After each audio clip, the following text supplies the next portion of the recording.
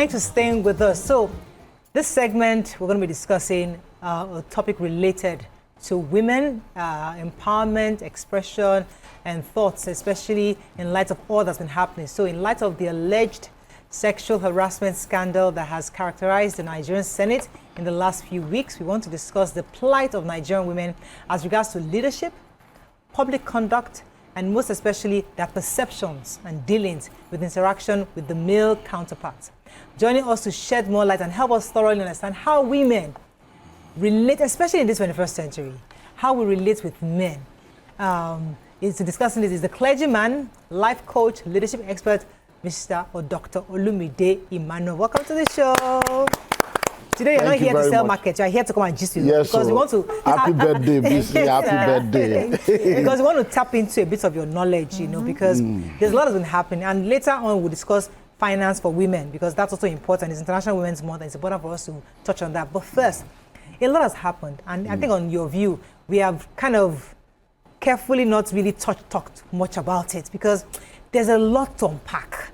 You know, the outburst out there. Even recently or 2 days ago, Dr. Obiasikwesili was lashed out by this senator. I mean, she had told him to shut up, but then he went overboard in his response to her. So there's so much going on out there. Women are saying, can we really, is there a proper conduct for women out there? Or can men understand that things are different?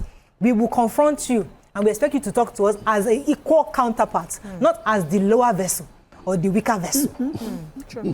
Things are changing. Please help us shed a bit of light. Ooh, it is well. Well, thanks for having me again. And let me say a few things just as a foundation. Number one, we all generalize consciously or unconsciously in different aspects. So whatever is being said, let us acknowledge the fact that there are exceptions to them, so that while we're discussing, we know that there are some exceptions, so that we will not be taking to say, oh, he said this, she said that. There are exceptions. Number two, we also need to realize that there are people that are not at the level of exposure and enlightenment that we are in. So while you are on TV, you're on radio, you read the news, you're on social media, there are people that have no clue. All these things you are trying to get that are okay with it, they are satisfied. And when you are trying to say you want, they're like, what is your problem? Are you not okay with the way things are? So we also need to acknowledge that there are people like that, so that we know that no matter what we say, no matter what we push out there, there will always be people that don't agree with that. That being said, we need to understand that we live in a patriarchal society. And for many people that are presently adults, they didn't know better. We're all brought up seeing the society through the lenses of our upbringing, our backgrounds, and our experiences. And then it takes you to now be conscious and aware of the fact that this is not okay, for you to now begin to make adjustments. Because as a man, when we're being brought up, there were things that we were trained with and told that we believe was okay because that's what we saw. But it is now growing up and realize that, this is not okay. This doesn't feel right. This doesn't look right. For some of us to now begin to say, I'm going to make adjustment. I'm going to change. And that's the reality we need to face. So when it comes to women, a lot of us grew up in families where our fathers were African men. I'm in charge, I'm in control. And they make us, even in the church, in our upbringing, they make us believe that this is your brother cannot enter the kitchen, you go and cook for your brother, you make sure you have money to take care of your woman. So all those things affect us. So by the time we now grow up, it takes conscious and intentional readjustment for us to be able to now get to a point where you are talking, a woman is talking. If you grow up believing that a woman is less than you, it will be difficult for you to say a woman talk and you're like, excuse me, why are you talking? Because there are things that men will do that will be okay.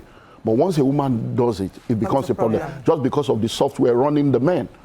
Software. And that's we just need to all, what happened between Obiasikwesili and the senator? Oh boy. Boy. She's, I think, from the look of it, he's at most 50-something.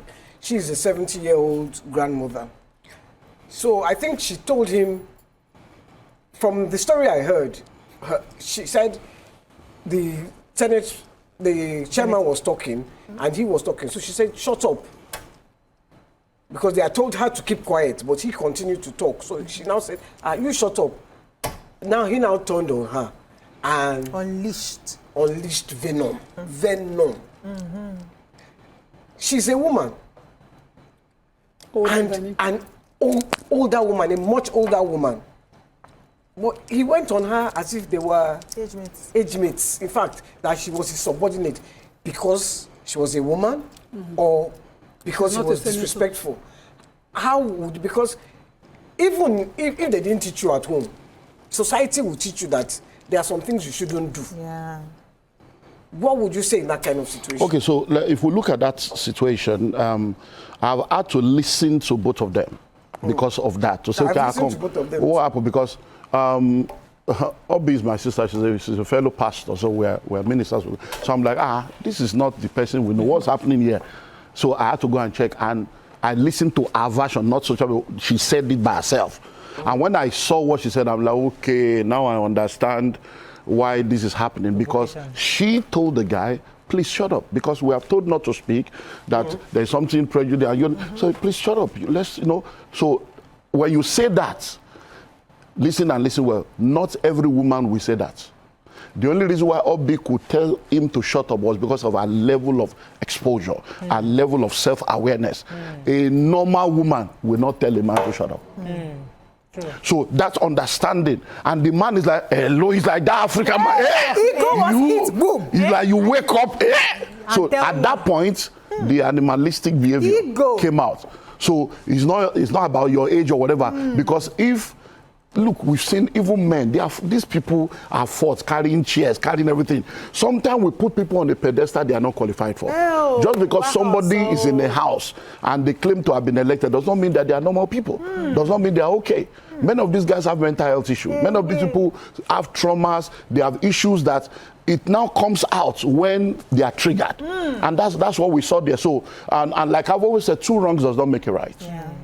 So whether she was right to have said shut up or not, I was not there. I don't know the atmosphere, but she said she told him to shut up. There was a language Yes, she did. I watched her too. He used the language of, I'm a senator and you are not, and you cannot, that's why you are not. And we've seen this trajectory of constituted authority from Oyo when the students had this clash at the time. When you are an elected office holder, does it give you some form of superiority over society such that your office must first be recognized?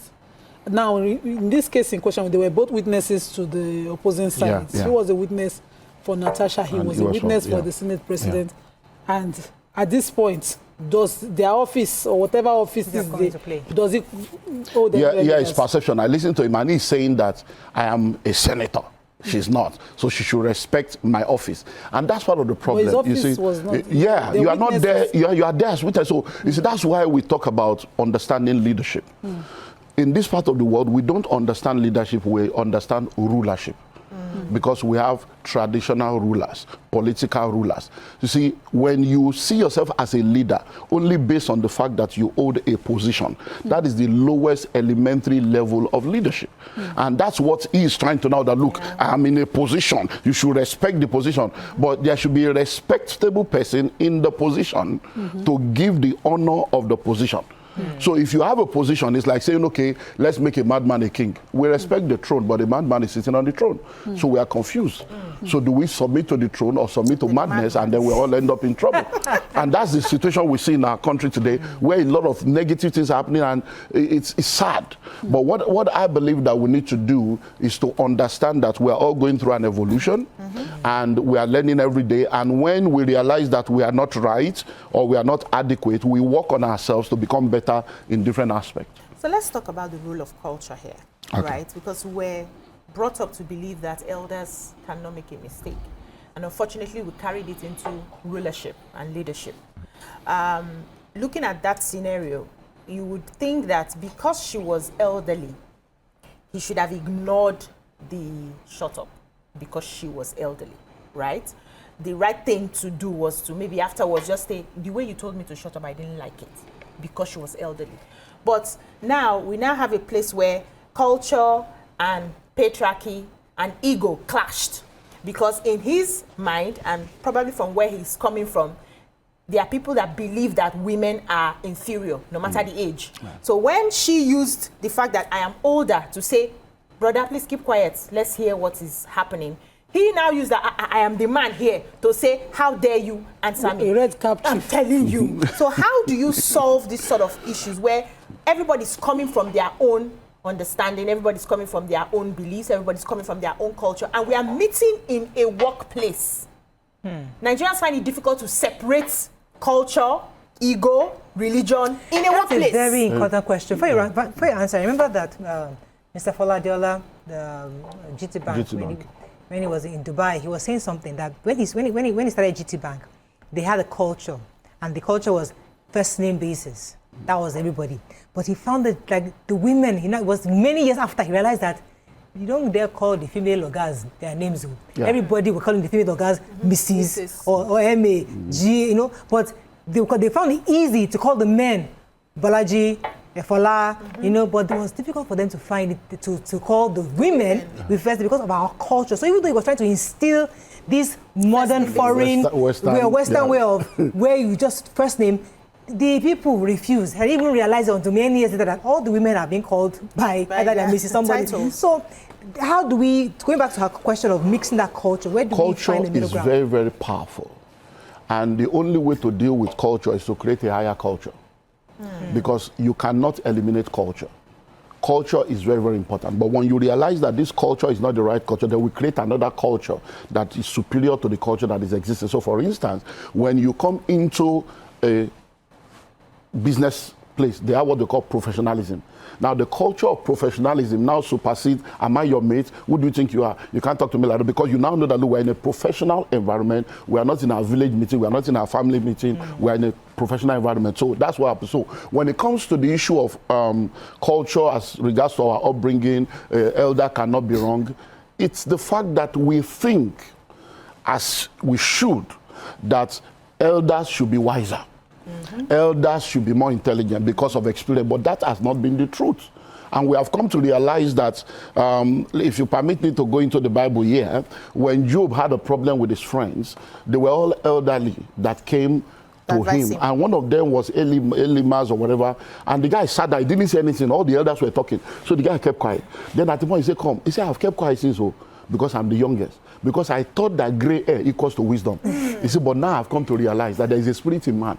And the inspiration of the Lord gives them understanding. So you might think that people are elderly and they should be wise, but they may not be. But the attitude with which, that's why the Bible says, rebuke not an elder. You see, the fact that what you are saying is true does not mean you should say it anyhow. You speak the truth in love. So sometimes it is not what is being said, it is the way it is being said. Okay, so let's talk about the neutral party. So in this case in question again, the chairman of the committee on ethics just kept with the Gaveton carpenter throughout these records that happened. You kept hearing bang, bang, bang, but at what point do you allow it play out? How do you even sit at where two people are already fighting and you are supposed to be the neutral party? Shoma Lugi at the end of the fight me, or you would let it play out? Because there was another young man who was provoking the senator, one boy, and he was, the more he touched that one, the more that one, give it up. And you will see the former minister of education. Did you guys watch this video? I don't see all these things. I don't know what you are watching. It was together. It was live. She was talking, but under control to that stuff. I take exception to that. She was trying to get this is not market chairman to take over to control the room. He was sitting as chairman. He allowed the senator. They kept calling chairman. We have to pack this. So please, I know they won't touch the neutral party. You see, unfortunately, when you think someone is neutral, they may not be. A neutral party is supposed to bring peace. Yeah. But when someone is not neutral, it will be difficult for them to bring peace because they already have a place they are supposed to slant into. And if they realize that it is not wise for me to slant here because it will be obvious that I'm compromised, the best thing to do is to just stay aloof and operate the way they are done. Okay, so let me go on a very short break because now we're going to pack this story because it's still International Women's Month and it's important that we touch on all the areas. So when we come back, we discuss about women and finance, how we build wealth. Why you don't let me talk again? That's what I will do for you. Don't make noise on this. Okay, this is a brand new set. Brand new set. Okay, this one business. We'll be right back.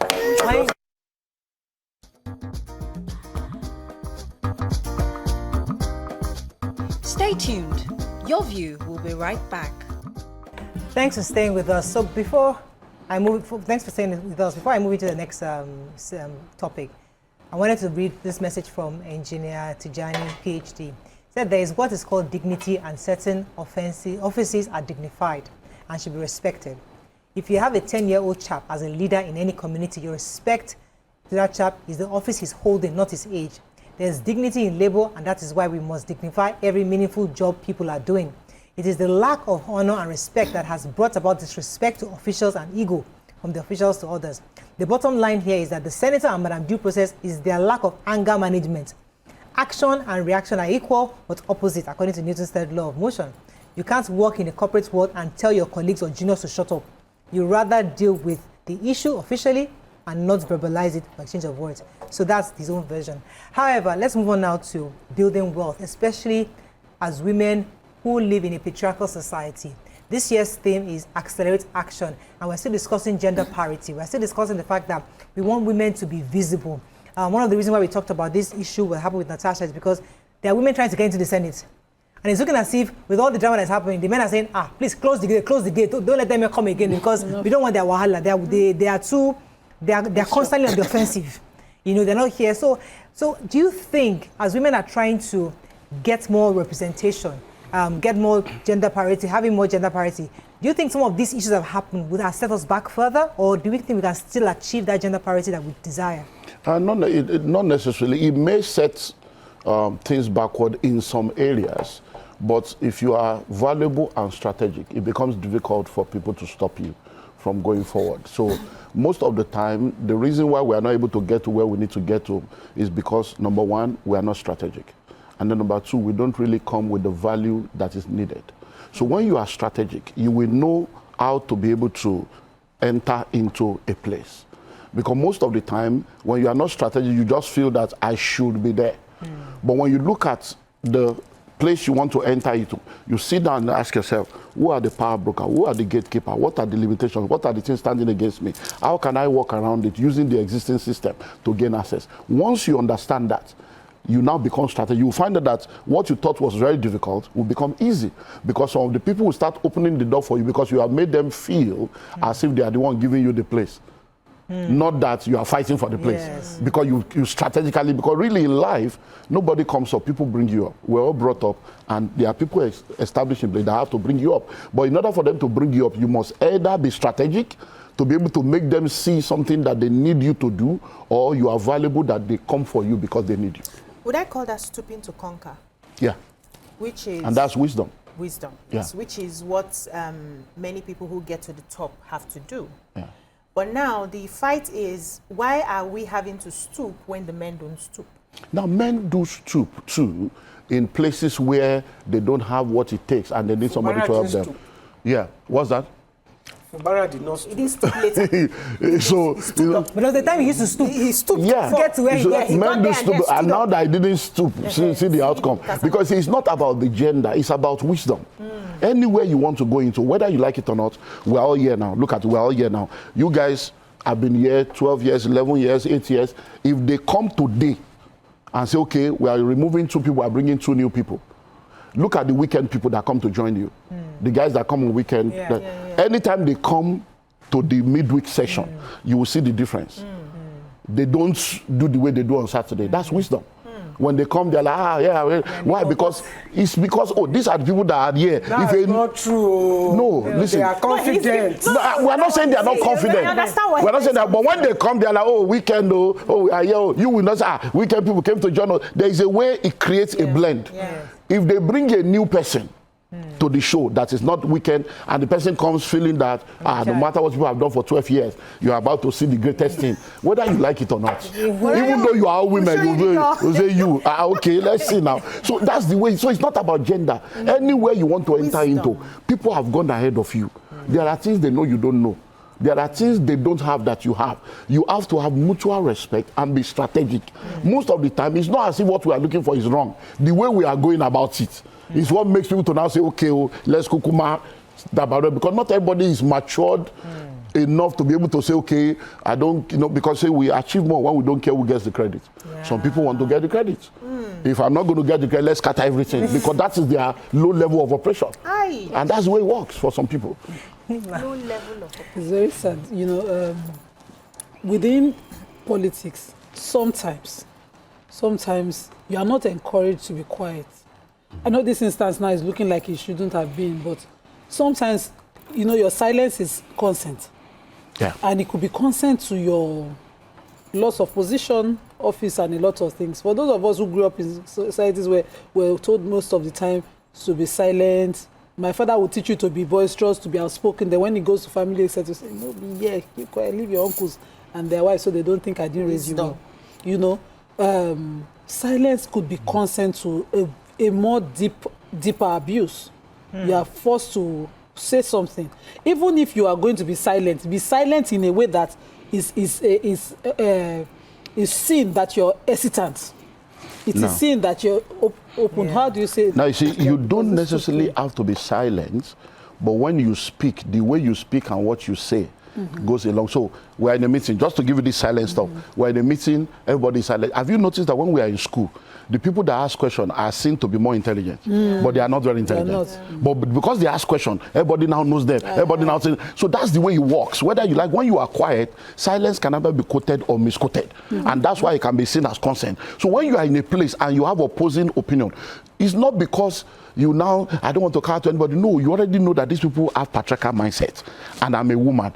You don't now come. These people have ego. That is the strategy we're talking about. It is strategy that is the problem. So you now look, okay, they already have ego. Let us massage it. I know where I'm going to. Tabafe jo apata no okay. But maybe border. So you have to balance those things. So you can now say, excuse me, please, I'm confused though. I need clarity. Me, I'm just coming. I don't know much. Apologetic. Yeah, I don't know much. Yeah, I don't know much. It's Yoruba people that you want to insult somebody, you still apologize. Sorry, this one you say we're going to that. I thought there was a time they said that this thing is not okay. So is it okay now? Because I don't understand. So that I can know. Everybody will now, So they will say this girl is intelligent. But you have spoken. So that whether you like it or don't forget, in politics, the problem, I tell people, any meeting you go, my wife is a politician. And when they used to go, she keeps saying, I'm not going, I say, you will go. I say, make sure that in every meeting you talk, because there is a minute of meeting. Your name has to be read. Your name has to be there. There is a minute of meeting. Even if it's just a question, your name has to be there. Those things, after a while, they will now say, that woman that is always talking. That's how she became a chief. Because they kept the answer. Then I said, look, listen, just be doing, women, this woman, that, be doing free things. One day, that's how they called and say, there is one woman that is always doing something. Let us bring her. Because if you are doing something, you think nobody's watching, they are watching. You. And then when something bigger comes, they may want to use you. They will now say, okay, let's use that woman that is already doing it and give her something small and chop the remaining. But you are already being... Okay, so I want to go to Natasha's problem. Okay. God.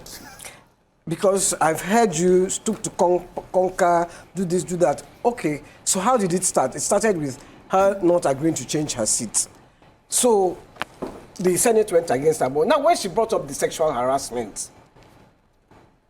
I feel is when they now said, you don't chop the left, you are going. That's when things started to work. Auntie Yenny, that's not a strategy. That's why, you see, what we see in public domain is different from reality. Don't forget, that's not how it starts. You are chummy with the Senate president. Yeah. You people are close, and they gave you positions that people believe you are not qualified for. Yeah. So let's not but they removed that from the position. Now, so already, people already have to go, who you be when you come. Because you're close to Akpabi, they don't give you position. So already, that was already there. She's not qualified because she's using relationship, because they are family friend. We don't do it. So don't forget, that's already there. So when people are envious of you, they are waiting for your downfall. When people are envious, they are waiting for you to make one mistake so that they can amplify it for your downfall. So there are already people waiting. So that was there. Don't forget, then we now start all the nightclub issue, and then little is brewing. Okay, but I say problem, the paradise. So everybody's already waiting. And then the main thing now happened, and then she said, I'm not moving, I'm not. Now, what she did, Akpabio did, but nobody said anything about it. They didn't subscribe anything. But she did it, but because there are underlying factors, and there are people already angry about some benefits. Yeah. She shouldn't have. So by the time she now brought out, look, anytime anything is happening, please understand the psychology in the atmosphere. Don't forget that we just had a case of a student that insulted a teacher that collected phone, where she now turned around to say sexual harassment. So that was already in the when this one. So and it is already in the public domain that every time there is a man between women and men, women will quickly use the sexual harassment as a card. So whether it is true or false, we don't know. But don't forget, there is a precedent. She has lied against somebody before. And the announcer, this one will be another one. So if there was no precedent, they will have probably taken it to say, okay, but because there was a precedent, people are now being, because I hear people saying women should support women. If you are a woman and you want to support a woman, you don't support blindly. You support objectively. Wisdom. Sometimes so if you now realize that there is a precedent, you are like, sometimes we don't want to support objectively. We don't care. But Alpha, how is it going? How is he helping you? And where don't carry you this I'm now? worried. You want to support blindly? We are starting something dangerous by giving women double burden to prove a sexual harassment, because more times than not, oftentimes than not, there's sexual harassment when a woman says it is. Yeah. In subtle ways, in different ways. But what we learnt growing up as a form of defense is that just try to play it down because nobody will believe you. Yeah. Imagine that, will I position a phone before somebody come and group me? Now, you see... It will be grace that I'm making a video than somebody groups me. If I don't have a video and I say, why did you just group me? What we experience growing up, I don't know if anybody, I experienced it too many times. It's the best to say, I touched you. Person will form victim. I will be like, but you just did. And the more loud, vocal you are about it, the more everybody say, why this guy just did like this safe? You were tagged, named, and labeled. Now you the first touch. Now it's not be ordinary touch, he touch you. You were tagged, named, labeled. Yeah, I understand that perfectly. So to silence you. Yeah, I understand. Now we're in a place where we're saying, if precedent is in the air, and somebody just group me now, I will be saying, God will judge you, instead of addressing it. If you send me subtle message and say, Auntie Alpha now, you know there's one where they funky alaja, you sexy alaja. That's not your place to tell me. I alaja so you don't tell me. Somebody has already told me at home, so keep quiet.